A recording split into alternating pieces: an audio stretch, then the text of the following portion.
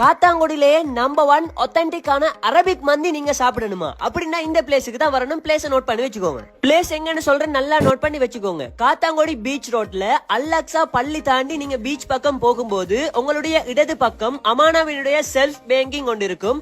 அதுக்கு பக்கத்துல தான் இந்த கியூ கிச்சன் எக்ஸ்பிரஸ் அப்படின்னு சொல்ற பிளேஸ் இருக்குது. சீட்டிங் அரேஞ்ச்மெண்ட் பாத்தீங்க அப்படின்னு சொன்னா மஜ்லிஸ் செட்டப், டேபிள் செட்டப், அதே மாதிரி அவுட்டோர்ல கூட நீங்க சாப்பிட முடியும். நான் உங்களுக்கு